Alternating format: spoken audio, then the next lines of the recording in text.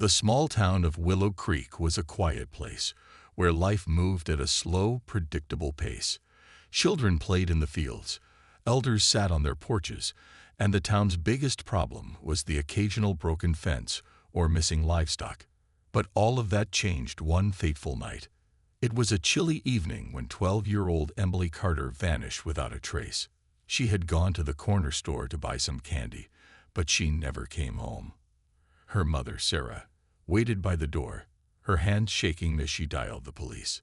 Fear crept into her heart like a shadow, growing darker with every passing second. Sheriff Tom Reynolds arrived within minutes. A tall man with graying hair and sharp eyes, he had been protecting Willow Creek for over 20 years. But as he looked at Sarah's tear-streaked face, he felt something deep in his gut. This was different. This was not just a lost child. The search began immediately. Neighbors, friends, and even strangers joined forces, carrying flashlights and calling Emily's name into the night. But the silence was heavy, as if the town itself knew something terrible had happened. Then, a discovery sent a chill through everyone's spine. Near the woods, just a few blocks from Emily's house, they found her bicycle. The front wheel was still spinning.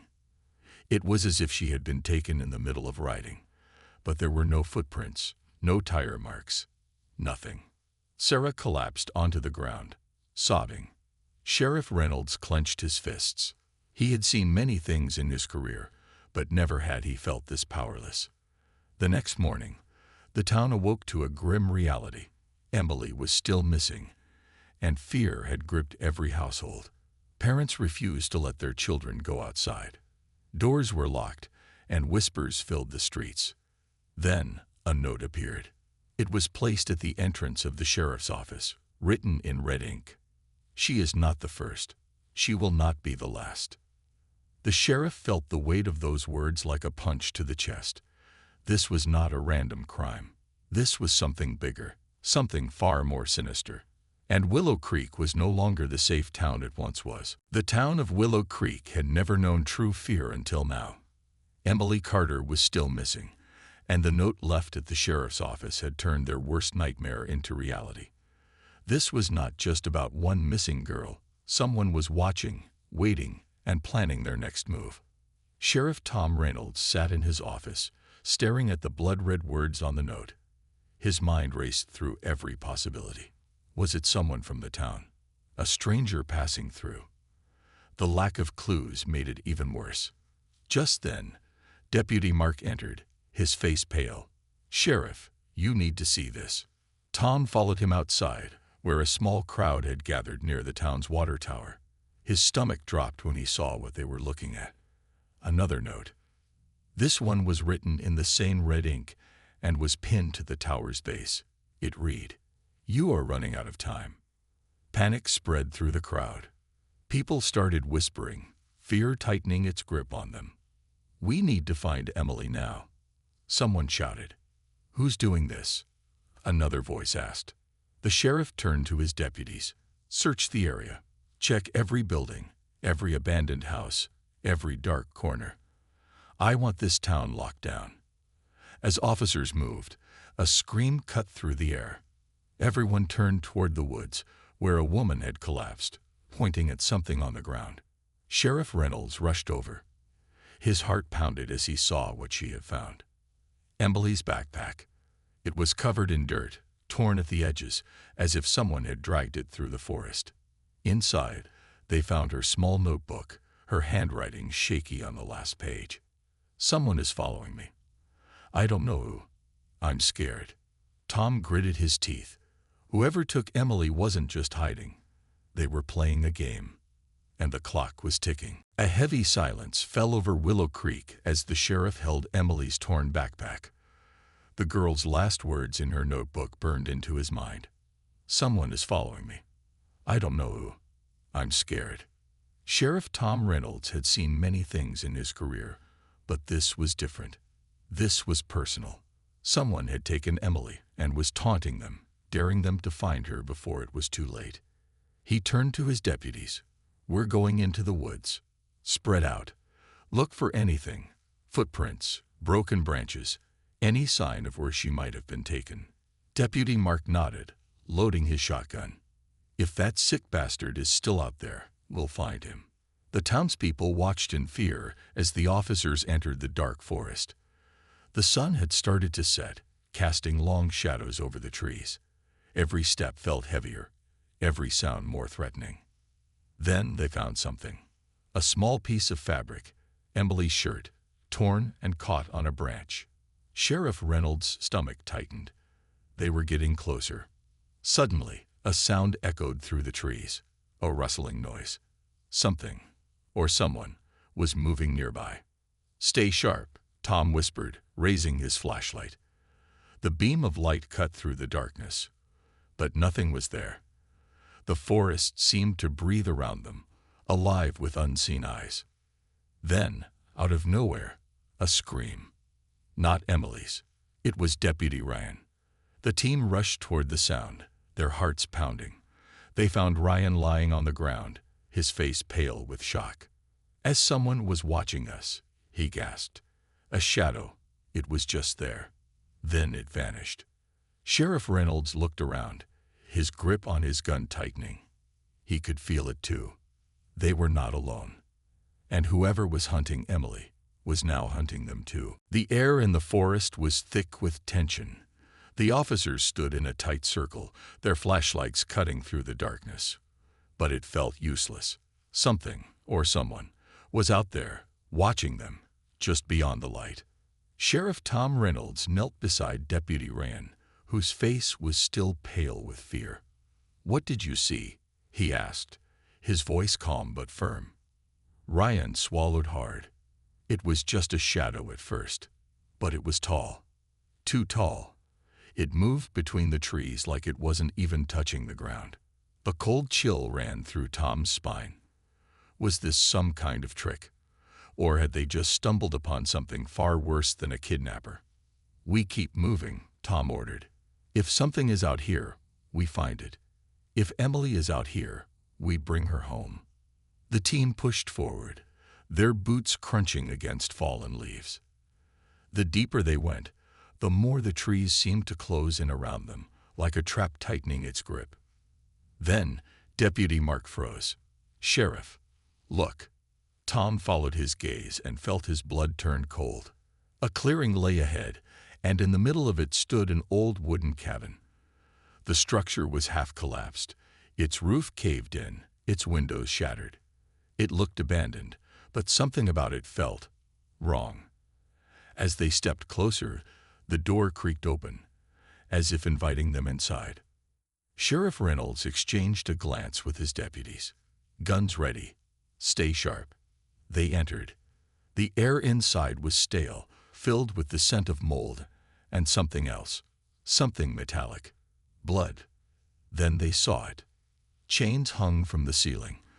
A single chair sat in the middle of the room, ropes coiled around its legs. And on the wall, smeared in what looked like blood, were the words, "You are too late." A sickening silence filled the cabin. Emily wasn't here, but someone had been keeping her here. And now, she was gone. Sheriff Tom Reynolds stared at the words smeared on the wall. "You are too late." His heart pounded in his chest. Whoever had taken Emily had been here, but now she was gone. The rope marks on the chair, the scattered footprints in the dust, it all pointed to one chilling fact. Someone had moved her. Deputy Mark kicked over an old wooden crate in frustration. Damn it. We were so close. Tom took a deep breath, forcing himself to stay calm. Panic wouldn't help Emily.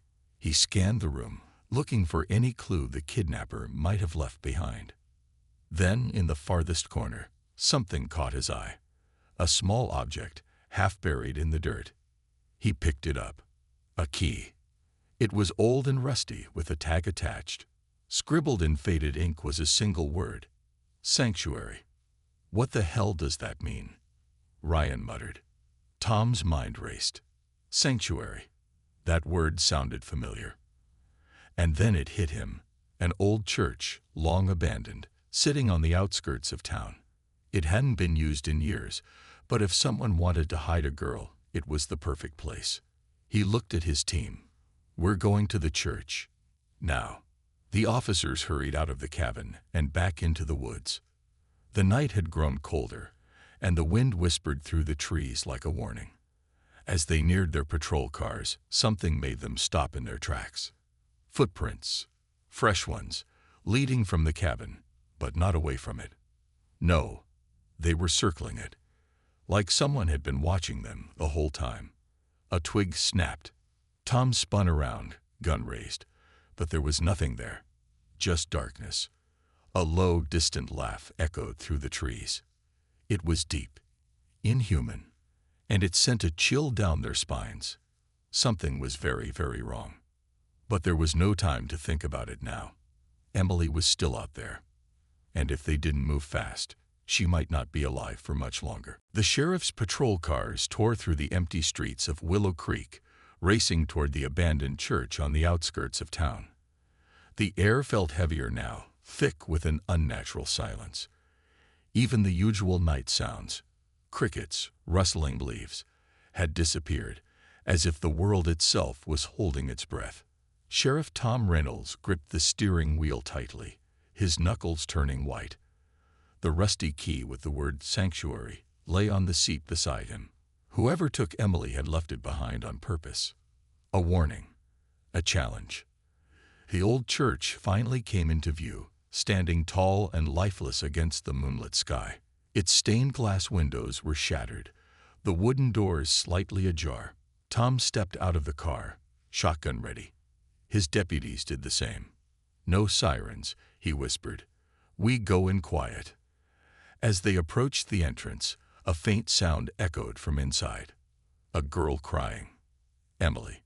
Sheriff Reynolds didn't hesitate. He pushed the doors open, the rusted hinges screaming in protest. The inside of the church was dark, the air damp and heavy. The wooden pews were rotting, and cobwebs stretched across the ceiling like veins. Then, in the center of the altar, they saw her. Emily. She was tied to a chair, her head slumped forward, her wrists bound with thick rope. "Emily," Tom called, rushing forward. He knelt beside her, carefully lifting her face. She was pale, her eyes fluttering open weakly. "Sheriff," she whispered, tears spilling down her cheeks.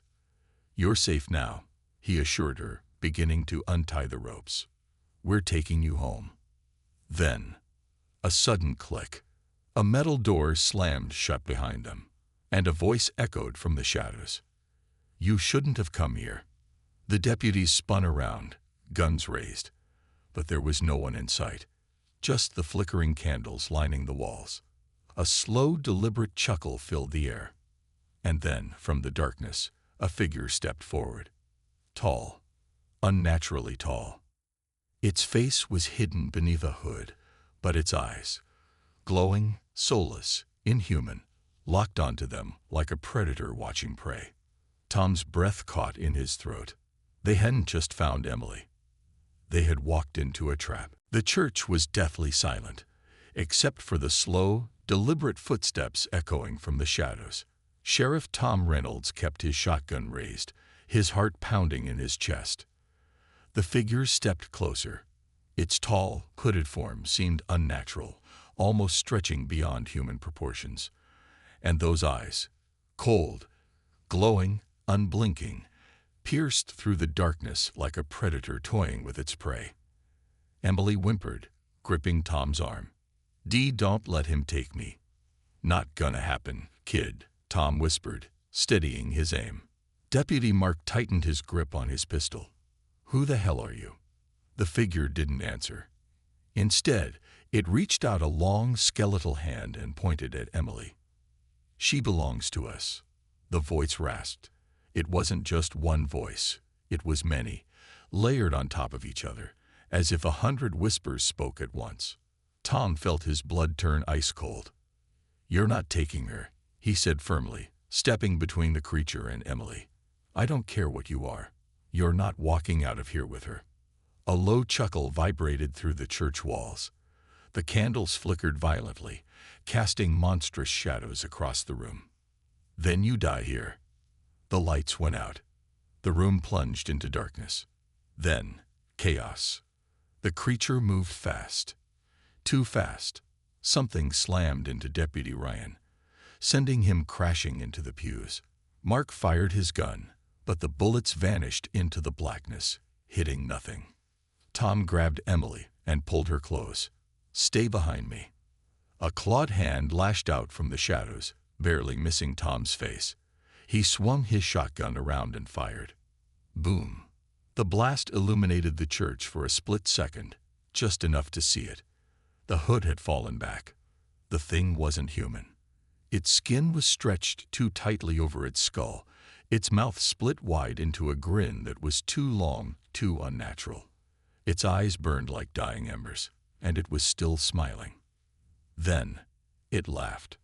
Tom grabbed Emily's hand and ran. "Go! Go!" he shouted to his deputies.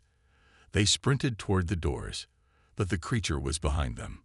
It moved like a shadow, flickering from one side of the church to the other, always just out of reach, always grinning. The doors wouldn't budge. Ryan threw his weight against them. "They're locked." Tom turned to see the creature standing right behind Emily. Its bony fingers brushed against her shoulder. She screamed. Tom didn't think. He just acted. He raised his shotgun one last time and shot the chandelier above. The massive rusted structure came crashing down, slamming into the creature with a deafening impact. The thing screeched, a sound so unnatural it made Tom's vision blur. The doors burst open.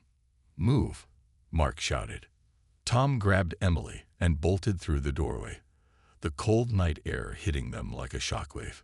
Behind them, the church groaned. And then, with one final, sickening sound, it collapsed in on itself. A cloud of dust and debris filled the air. Silence. For a long moment, none of them moved.